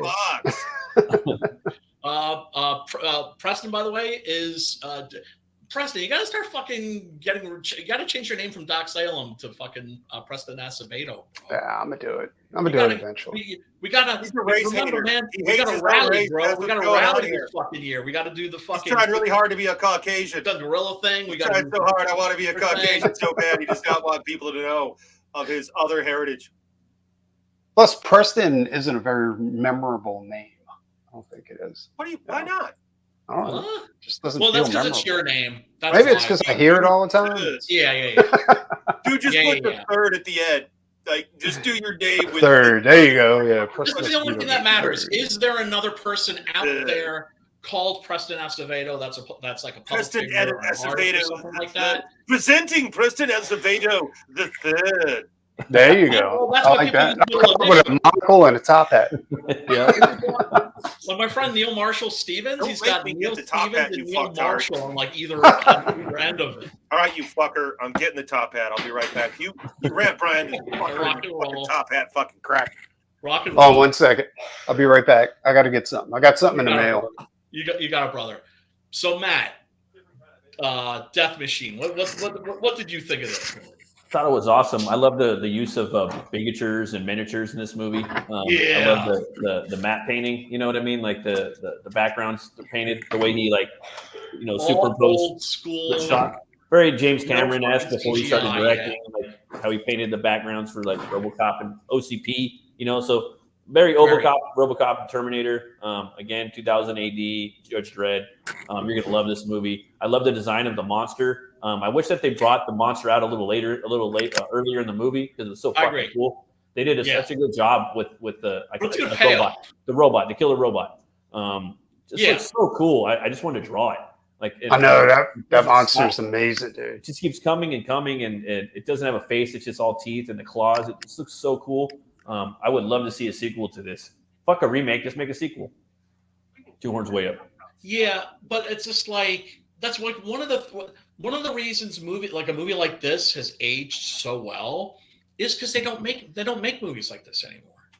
That is to say, there's no fucking CGI in this whatsoever. It was funny, what Hart was saying earlier, that he's probably a fan of Man, Michael Mann, and I could see it in his fucking movies, man. You could tell, like, this shot right here looks like a Michael Mann shot. I don't know why. It just kind of feels like it. For sure. The lighting, the lens, all that. Even Blade kind of felt like that. The lighting's very much like The Keep with Scott Glenn. Oh, The Keep was amazing, dude. Yes, that's another hidden movie. I was thinking of that when we're talking about. You get a fucking director's cut of that, but Michael Mann is so pissed about himself for making that movie. He's keeping it like locked in a vault. That's retarded. He's fucking amazing, dude. It's like, dude, that apocalypse in there, like, I'm like, get your head out of your ass. It's not about you. It's about the fans. Make a fucking director's cut. Do a fucking 2-hour cut of that. Yeah, I want to watch that movie. Was incredible. Like you were talking earlier, Hart, like Hidden Gems, or mine was, and I was thinking of the Keep the whole time. Like, damn, I want to watch The Keep. Which one? I think it's The Keep, right? That's the name. Yeah, I got to see that. Michael Mann, right? The blue lining is very much like The Keep, and the score for that by Tangerine Dream is pretty evocative and pretty. Oh, yeah, that's right, dude. Isn't there a young Gandalf in that movie? Yeah, Ian McKellen. Yeah, he's in there. Oh yeah, Ian McKellen. I think he's one of the Nazis. Yeah, I think so. No, Ian McKellen is the Jewish guy, the elderly scholar that they need to translate the runes that they found, right? Because if you've read the novel, you'll know that those ruins go back to like ancient Hyboria. Yeah. Art, don't look. Don't look. Don't look at the scene. Don't look at the set. Don't look at the background. Sorry, Brian. But no, it's okay. It's a Netflix. It's a Netflix set. Oh shit! No, it's got balloons too. Getting back to the Keep it's also based on a really good, cool book series by that author. Amazing. Yeah, I'm a big fan. I'm a very. What was the name of the book series? Was it The Keep or was it? The Keep part of the series, like the Adversary series or something. Who's the author? The Adversary Cycle. Who's the author? F. Paul Wilson. Yes. And F. Paul Wilson. I've got all that guy's books. I've read all those books. Me too. What's the name of the main guy? Jack something? The mechanic they did the Repairman Jack series. Repairman Jack, yeah. That'd be Repairman Jack is part of that universe, so he's in the same universe as the Barbarian. Yeah, that Glaken. Yes, right. So because that's another thing, it's like you don't realize that in the Michael Mann movie that it's basically Conan. Like for real. I mean, it's dedicated to Robert E. Howard and H.P. Lovecraft. Yeah, the vault is, right. So he was like, F. Paul Wilson, straight up on some pulp shit. And the interesting thing about him, he's a physician. We talk a doctor, a general practitioner. Wow. Those novels are really good. It's a hobby for him. You could find his books at the library too. You could find F. Paul Wilson at the library. That's where I got a lot of mine. I wonder if they got audiobooks. Totally. For sure. Oh, for sure. Dude, they totally have a ton of audiobooks at the library. And in fact, most libraries have a really amazing collection of Blu-rays, DVDs, they do, music, and they also have really good collections of like TV series. Like a local library here. They've got I have to go to the library actually to get to see a episode of Starsky and Hutch that had Satanists in it because I was working on this thing Southpaw, and I wanted the Satanists to look like they came out of like a 1970s movie, with the monks' cassocks and the fucking axes and shit. I don't find that shit anywhere except at the library.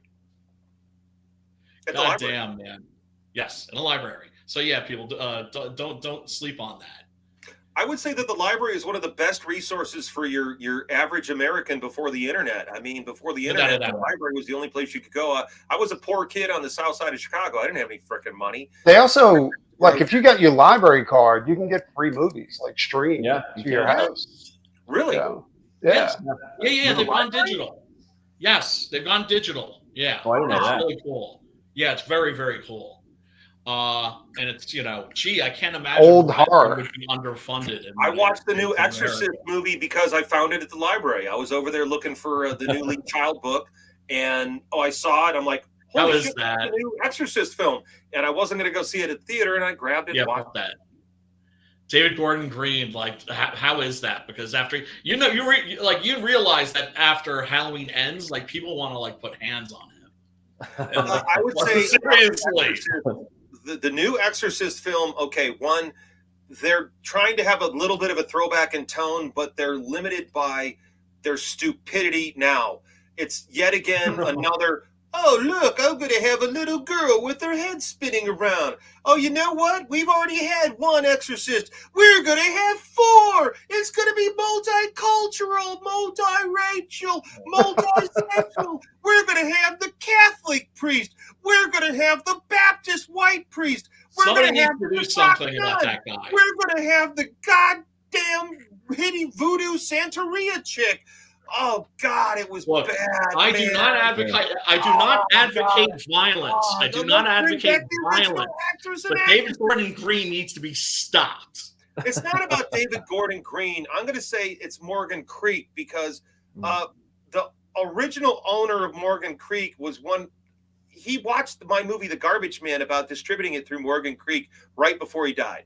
Which was, I don't think it killed him. He was already dying, motherfucker. He had a reputation for fucking up the Exorcist films again and again. He did it to the original writer on Legion 3 and made them put in all the stupid effects at the end. He did the same thing to Paul Schrader. Right? He hires the writer of fucking Hardcore and Taxi Driver and one of my all-time favorites, Rolling Thunder, and castrates that version. Hires Rennie Harlan. Yeah. Who's known for fucking up everything he fucking does.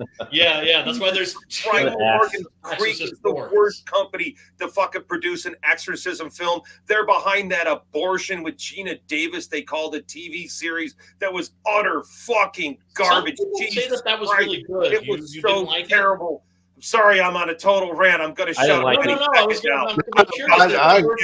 Is that worth watching? Because somebody's said that was worth watching. I didn't like it. Your opinion is the Exorcist series is an abortion walking. It is utter garbage. It's boring. I agree. Like, there's nothing good out there. There's very little good on TV or. But there's so much. 1 and 3 are the best. Shit, dude. Yeah, the old shit's where it's at. Yeah, 1 and 3. 3. I like 3 even more than 1. Like as Exorcist 3. Yeah, it's fucking Constantine, dude. It's a cold detective, man. It's fantastic. Scariest scene ever. The novel of Legion is so goddamn good, and they skip out the whole notion of it. First, it was William Peter Blatty in Exorcist Legion, the novel, and he's the one that wrote the original Exorcist novel. And the dialogue for the obscenities, right? Because the obscenities aren't in the original Exorcist novel. William Friedkin had to say, like, well, we need you to write like some obscenities. And he was like, what kind? He was like, the worst. And that's where we get your mother sucks. Well, in Legion, what I was getting to is the theme of Legion in the novel that's missing from the film is the notion that Lucifer rules the earth. Yes. That the earth is Lucifer's playground, heaven is God's playground, and Lucifer's been cast out, and that's part of the whole possession stuff they're dealing with in Exorcist Legion. Yeah. And that's left out from the book to the movie. Yes. But it is still very much in that kind of a universe. Oh yeah. It's still a religious movie. Well, I mean, Brian, did you see the new Exorcist film? No, that's why I was asking you. Like the new one with the 2 chicks. Yeah, I've seen that. Yeah, I've seen it. The other thing that I had a problem with it was simply all of a sudden they went from the original Exorcist film there was no talk of we're in stage 1, the infestion. Then we're in stage 2, the possession. Now we're in stage 3. And it was like the Exorcist playbook from every other pseudo wannabe Exorcist film instead of adhering to the original Catholic doctrines of the first film. You see, what Hart just said, like that's a major problem with films nowadays, is that they don't play they don't follow the rules of that universe that that they're playing in. I thought it was a good movie, but not as an Exorcist movie. You know what I'm saying? Like, because it didn't fit with the Exorcist. You know? Well, I mean, like, look at Exorcist 2, right? Like, yeah. Glorious of my love for Exorcist. We don't have to look at it, do we? I think that's an incredible film. It's a mess. It's a mess. Well, John Boorman must have been on crack when he made that thing. No, that was Zardoz. It's a really incredible, interesting. No, he was on crack when he did Zardoz. That's the film that he was really out there on. Exorcist. When we covered that movie here, I was explaining to people. There's two John Boormans. There's a John Boorman that did Point Blank and Deliverance, and then there's the John Boorman that did Zardoz and Exorcist 2: The Heretic. It's like one of them is completely fucking bonkers. But that's what I like. I love a director that can just go, you know what? I'm just going to fucking just do something that's going to be completely fucking batshit crazy. Three in the first one, though, they were just like game-changing next level films. Yes, the second one was, like he said, kind of artsy, but out there. You know what I mean? I love it. I love it, but it's just like at the same time, I think if somebody says that movie's a complete fucking mess, I'm not going to argue with them. Yeah, it is, but it's like bad about the thing with the Paul Schrader film, the prequels, because even like the Paul Schrader version has elements that are great, and then the Rennie Harlan version has elements that are good, and then I turned it off when we got to the CGI channels. I'm sorry, what did you finish? I was saying the two films, the Rennie Harlan and Paul Schrader, different versions of the same thing. They're good in bits. They have elements of greatness, but then they collapse upon themselves. Yes. It's extremely frustrating. I really liked was the idea of the church that was buried, and you can see that with the temples of Göbekli Tepe in Turkey, that they've discovered these ancient things, and they found that no, this was buried on purpose. Yes. Or even the statues on Easter Island, we all grew up with the notion that it was just from the neck up. We didn't know that there was a whole body that was that's fucking buried. Crazy, dude. Buried them. Oh, I love it. Isn't it amazing? That they're still. I want to know what's under that. We're still finding shit that it's going to be easier. I mean, man, now that we're getting to the point where we could just kind of X-ray the ground without even digging the shit that we're going to find. Oh my God! We have been. The whole it's crazy. Underground pyramids, things under the ice. Oh my God! Did you see that alien spaceship that they think they found under the ocean? But it looks exactly like the Millennium Falcon. It's the craziest thing. Dude, I know what you're talking about, Doc. I know what you're talking about. Yeah, it's nuts. The Colossus of Rhodes, not the whole thing, but they found his feet. And they measured from foot to foot, and they were like, yeah, definitely a ship could have sailed right underneath him, right? This is oh shit, it's the fucking Colossus of Rhodes. So they're finding shit all the time, and cooler shit. Yeah, but are they finding shit, or they're just releasing shit? There's a huge difference. That's the Y-files with the whole notion about American giants. Oh, I love the Y-files. Smithsonian, et cetera, et cetera. There is definitely things that have been pulled out of the narrative, right? And we live in an era of information, and disinformation is a tool of propagandists, all right? So when they talk about we got to fight disinformation, it's the liars that say we got to fight this because they're going to discover we're lying like motherfuckers. So this whole notion of fighting disinformation is a lie because they're the cheating motherfuckers. They are the people that cheat. And they go, oh, you, my chaste partner, I know you're cheating on me because I cheat like a motherfucker. I just don't tell you. I think you'd love, I don't know if you watched the Y files. Oh, yeah. I'm telling you, dude, the Y files is shit, dude. Who was that fucking Neanderthal video? That was dude, that was crazy. And what about aisle 731? That's where, dude, I had no idea. They manufactured ticks over there that were unkillable.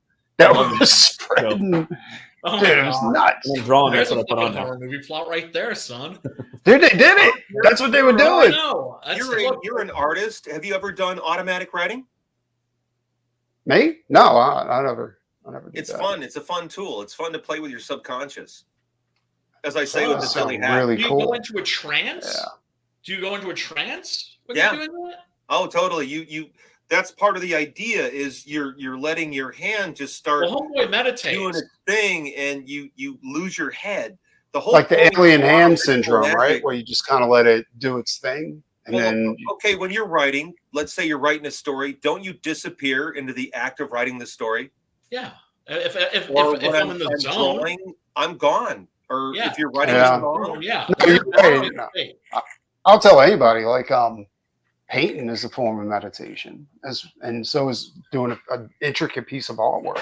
Yeah. I mean, Matt should know this. I mean, like you get into it. Like that's what I was trying to explain to my wife is that I can't just go to my desk and do it. You know what I'm saying? Like the atmosphere has to be right. Everything, like everything has to align so that I can just dive in. Yeah. Have you guys heard of binaural beats? Yes. Okay, what it is, interesting. For the guys who have not heard of binaural beats, it has to do with different hertzes of frequencies. Yes. And you go at different frequencies, like you're going to go at 104 in this year, and you're going to go at 114 in this year. And in the middle, it puts together a third beat that happens. You want it on headphones, and it helps you focus. It's kind of like listening to a machine hum. And so I did that a lot on what I was working on, the Big Book of Dahmer. I just got that thing to print. It's collecting all 4 Dahmer books into one book. I restored all the artwork. I corrected all the artwork. It's 138 pages. It's at the printer right now, and it's all the Dahmer books. But I would use the binaural beats to get me in the zone to just focus and just do the graphic design, do the work, do the writing. And it was new for me because I'd always use music to program me and program my moods. But this was the first time I used music that was designed for focus. My bass player, he wanted us, he made us start tuning to, what was it? It was like 432 hertz. Yeah, 432 hertz. That's right. That's because it's more in line with the vibration of the human body. You know what I'm saying? So you kind of different hertz for different reactions. Fear, focus, meditation. What's it called again? Binaural something or another? Binaural beats. While we're talking, I can look it up. I've got it right here. It's on YouTube. You could find this stuff on YouTube. I'm looking it up there right now. Got them. There's a I find this shit fascinating. There's a thing called 40 hertz page. 40 hertz, HZ, or hertz, whatever the thing is. Let me look. Yeah, no. Look, meditation is something that. Meditation is like. I don't know why doctors don't prescribe meditation. I agree. You know what I'm saying? Like, well, you know what it is? People are still afraid of it because they think, oh, this is going to be too much work. I can't concentrate. Or they just don't want to face themselves. That too, right? Yeah. But it's the only, look, I'm not evangelical about my religion, about my faith. Oh, I'm thank not evangelical about your number one. I'm not. I've always said you were too intelligent to be Catholic. No, I mean, the one thing that I will try to fucking sell people on is meditation. That's the only thing. Because all right, guys. So here's what it is. It is binaural beats. BINAURAL beats. The one that I go to is 40 hertz of focus. 40 HZ space of space focus FOCUS, and I use the music on here to literally help me focus and get work done. And I immediately. Okay, I immediately start to feel my eyelids flutter. Like when I plug it in and I have it on, like immediately my eyelids start to flutter on their own. They develop a thing. My whole, I'm like, oh. Dude, seriously, ever since I had the thing with that, having to sell a house. All right, let me make myself pretty. I see myself in the shot. Hold on. I haven't been able to be a productive writer again. It's like, it'll happen. It's just that whenever you have huge changes, you have to settle into it. You know what I'm saying? I know, but it's like it's taking me fucking forever just to do like a fucking 24-page script. Well, let me ask you something. Like when you're writing, what are you surrounded by? This room. Okay, now what were you surrounded by when you were writing before? You were surrounded by all your books, your toys. You see what I'm saying? It was like the perfect environment for creativity. And you don't have that at the moment. The only thing you got is the 6-inch gorilla painting hanging above. Changing your space changes. You can see it. You know what I'm saying? Like you got to be like that has to be around you. Like you have to set a mood. You can't just. Yeah, no, I mean it's look. That is the most unproductive room I've ever seen before in my life. I've got a lot of shit on the walls, right? But the thing is I've got a spare room. I'm going to turn that. I don't know, man. The coloring with the gray, you look like you're in prison. Like I'm doing exactly. Okay. Exactly. That's what. I'm a cat. I don't have a cat. That's the thing. All right. I've got enough room for my futon, dude. Brian, put me on full screen. Gray. All the prison gray. Not good. Put me on full screen, Brian. All right. This is my room. Yeah. Now what? Hold on. This is what I'm facing every day. Sweetness. You see what I'm saying? Like, yeah. That's where your creativity comes from. Like have to. I don't have that. You know? Yeah. So, but I mean, that's the thing is I realized like this year I'm going to concentrate on two things. One is just just trying to get back to myself. And the other thing, fucking bust IPs and make fucking comics. Exactly. Yeah. Try to concentrate on that. And then once the books start coming out, that's going to give me a big boost to my mood. I'm going to have some income coming in too. That would be really nice. Been trying to order a new computer. Once I get that's all I need is a computer, desk, and cat, and I'll be good to go. What kind of computer did you get? A gaming computer, because I'm just like I'm going to use it mostly for word processing. And how much? I'm going to do it mostly for word processing, but I better get a gaming computer. Are you kidding me? I'm going to get a computer to really facilitate my masterpiece. I need my fucking video games, dude. I need a jack chair. I need to play like Dead by Daylight. Tell me about writing. I'm really going to get a lot of writing done. The shape. I got a gaming fucking Pinhead. I got a gaming computer in my closet that I'm not using. It's got about a terabyte of memory. Relay for my writing. I need a special high-speed internet connection for my writing. I said a lot of writing on this computer. Yeah, that's what's going on there, Brian. I got my old gaming computer in my closet. That's the one thing I'm going to treat myself to. Is a gaming computer. I got a book, you guys. I'll see you next time. It was fun. You going to do your show tonight? Yeah. We'll be there. Send me a link. Yeah. Wait, hold on. Now that he's freshly shaved, he's got his man King. That's Ulrich. He's got to go do his. Fuck you for the Napster community.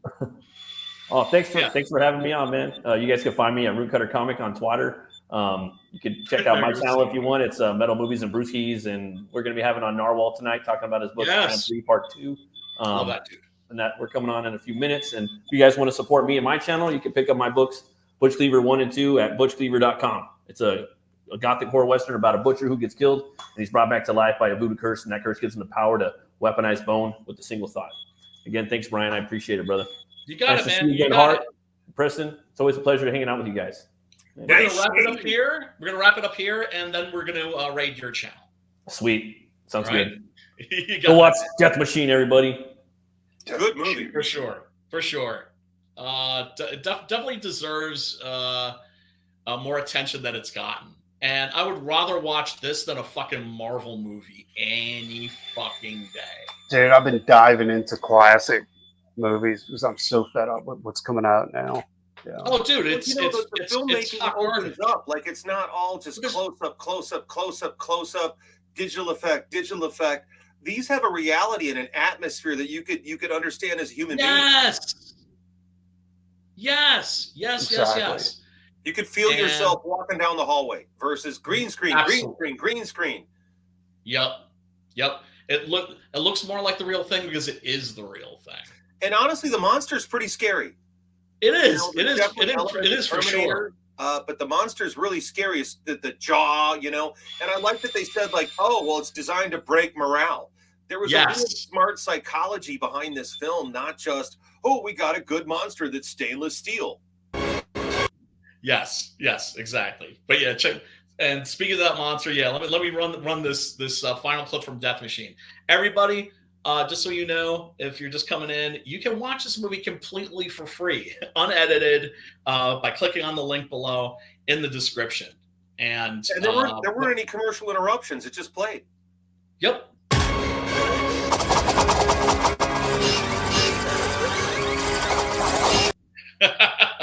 Now this is fantastic, right? I love how they create this monster with a combination of miniatures or bigatures and animatronics.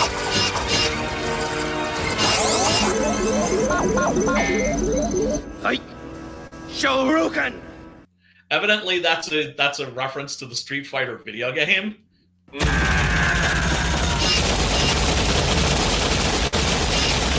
Now, how small do you think these bullets are? How come nothing's back and killing them?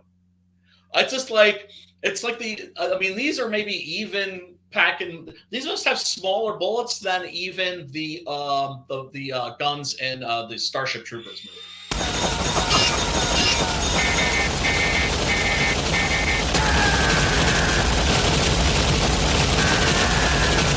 It's like the barrel would be melting by now. But that's the nature of this movie. It goes overboard.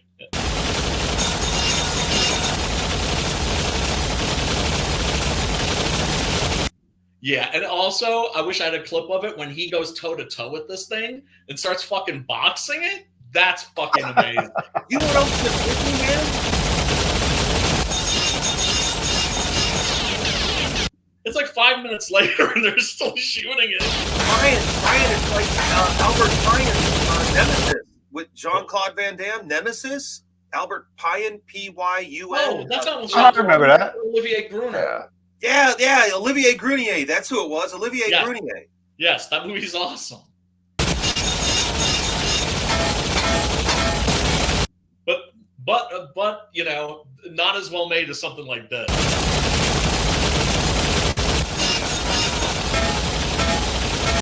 He's just beating on that fucking girder.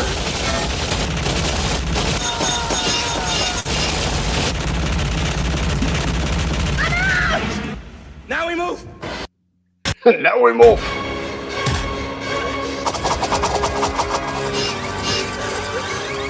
That fucking monster looks badass, dude. Right? Like it looks like an alien queen a little bit, like a robotic alien queen. And I love the description. It's a frontline morale breaker. Right? If you're on a battlefield and you see that shit coming at you, oh yeah, and the crazy thing is, earlier, like total. This is inevitable. Frontline morale breaker. That they're so smart in their dialogue. They keep giving you details that they don't show you, which is what you want to do as a writer. Like, okay, either show us or give us something that's not on screen.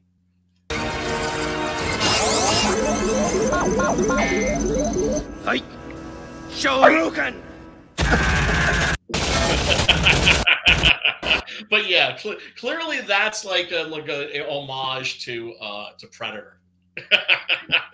Oh, have you ever seen Bruno Mattei's Robo War? Have you seen that piece of shit? Oh, I'm sorry, but I play the version with the Thai subtitles on American. I believe Vincent Dawn. Dude, that's why I love your channel. You'll do shit like that. You'll do shit like that. We play Robo War. One of the only ways I could get that film for the channel was to get the Thai version because it wasn't originally released here. Or his other film, Night Killer, which has got a guy in like a Freddy Krueger rubber mask. That's same director. I think it's Claudio Fragasso on that one. Oh, Fragasso. Yeah, Fragasso is like, to me, Fragasso was, I mean, look, not that he didn't produce some entertaining movies, but that guy, that's when Italian cinema ended. So it was the end of the golden age. It was the end of the golden age starting with Fragasso. No, look, you still got Bava's The Church. That's not. Oh well, Lamberto Bava. Yeah, I mean, and that's in the 80s. It's after the Demon series. No, the Golden Age kept going, man. They still kept going. They still kept doing cool, crazy stuff way into the 90s. Occasionally, yeah. No, Wax Mask, for instance. I thought that was pretty good. Or is Delamorte Spanish? Delamorte. Yeah, and since then, it's like nothing. It's like the Italian movie industry is like the Chinese movie industry. They're not doing anything that's like. I don't know, man. I'd have to do the research on that one because I think they're still in there. I think the Spaniards came in like record. Yeah, I mean, right now it's Korea that's fucking like basically eating our breakfast. I think the Spaniards are still making some really good stuff. Alex de Iglesia. That dude's fucking awesome. I always say Alex de Iglesia is the director that Tarantino wishes he was. I love Day of the Beast. I've been wanting to do that for a while. Preston, you would love that because that movie's very metal related. Which one? Dude, Day of the Beast. So good. Day of the Beast. It's all about a priest who is trying to stop the end of the world with the rebirth of the devil, and he has to sin every day. So he's like burning crosses in his feet with cigarette butts, and he gets involved with this metal store, death metal guy. Yes, because he goes into like a death metal record shop to be like stop motion effects. It's really clever. Yeah, it's great. Great director. Yeah. Totally Actually, got to see that. That's a good idea for the next horror movie that we do. Oh yeah, Dude, Day of the Beast. Day of the Beast. Yeah, it's really good. I know it's out there. I'll see if there's a dubbed version because we don't want. Since you threw the gauntlet down, I'm gonna like go out there and I'm gonna look up like modern Italian horror films because I know there's a bunch. And I'm currently working with several bands in Italy. We work with the Designs and Snavone, and so they've been doing a lot of killer music videos on American Horrors for Groovy TV. And we gave her an award. From Italy. Yeah, in Italy as well. Milano. Snavone, Snovone. And then the new band's called The Designs. And she directed a couple of music videos for this insane, awesome Hungarian metal band called Interfere. And we play both their videos on the network. We play a lot of music videos from people around the world.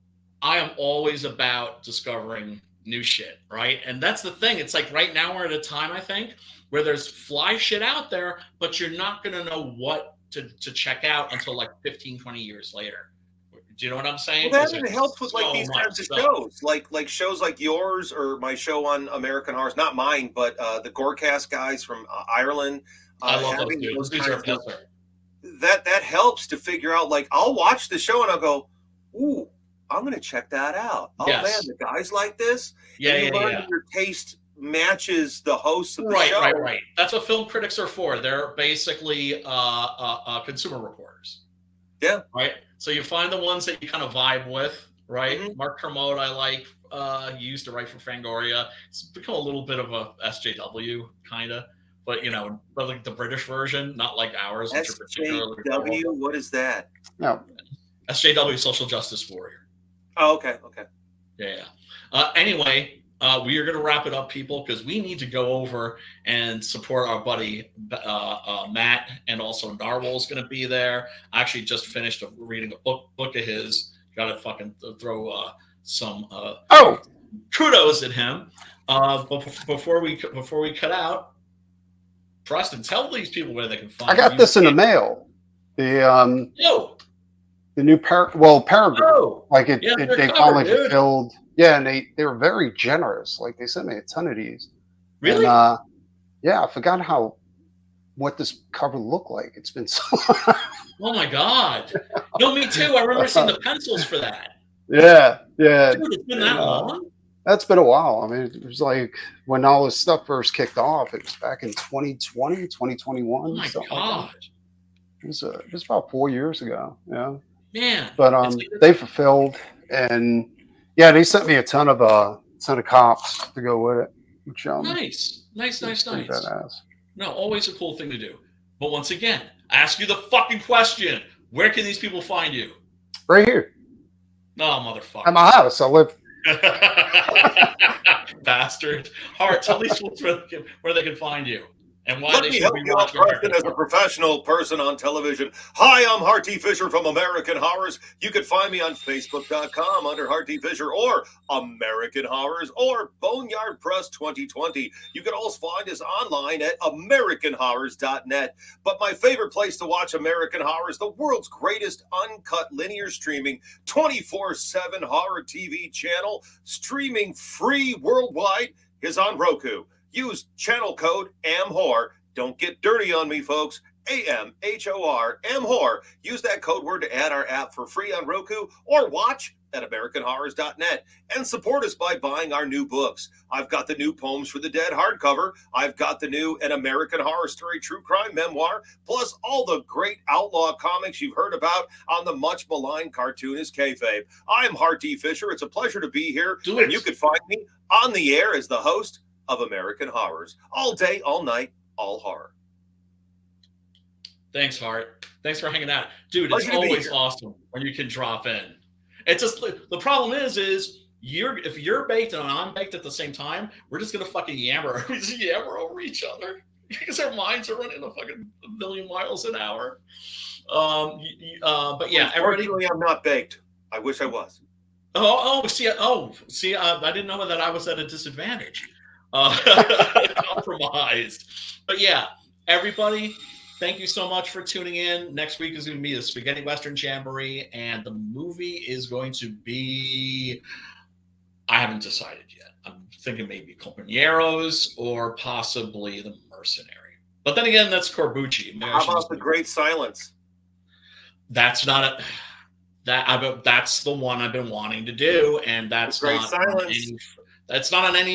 on any free streaming platform. It's not Klaus Kinski? Yeah. Okay. Dude, that's the that's the best non-Leone spaghetti. It's pretty damn good. It's incredible. It really incredible is. Movie. Yeah. I got to see the restoration at the Alamo Draft House, which was fucking awesome. That's a great dude. Trust me, I want to do that one really bad. Am I going to see you guys over at Matt's? You won't see me. I'm going to make dinner and eat some food. Okay. And I might be busy eating some pussy. We'll see. Oh, snap. God bless you, sir. God bless you, sir. Yeah, but she's probably dead. Oh, snap. No, they don't make any noise then. That's no fun. Oh, God. Just take a heating blanket and you're good to go. We're going to hell. Well, don't you think like sex robots are going to be like a boon for like necrophiliacs, or you think it's because they're I don't know, dude. I mean, it's funny that you brought that up because I said that. I was at the CBD store today and I was talking about how the real doll was just training people to fuck corpses. I'm like, why would you want that? Why would you ever want that? You're going to have to get your own lube. You have to clean out the orifices, and it's training you to fuck a thing that never had a soul. It never had a soul. I've been talking about that with the girlfriend. The same thing about. Well, they can make them get up and walk around and talk. And my strap-on never goes down. Dude. My strap-on never goes down. Yeah, it's a dead penis. It's never been alive. It's dead. It's an inanimate object. Of course it goes down. So you're training yourself to fuck a dead cock versus having a live cock filled with pumping blood that's alive and full of oxygen and life. That's metal, dude. And it's real. This is why You're trying to train yourself to think the dead is better than the living. Dude, this is why Slayer. See, you get me all hot and bothered right now. I've got necrophilia on like every record. Doc Salem's got to go get down. He's got to jam a dead phallus up his ass and go fuck a corpse. All right. All right, we love you, Hart. We'll talk to you soon. Everybody, until next time, peace, soul, and metal. And dead cocks.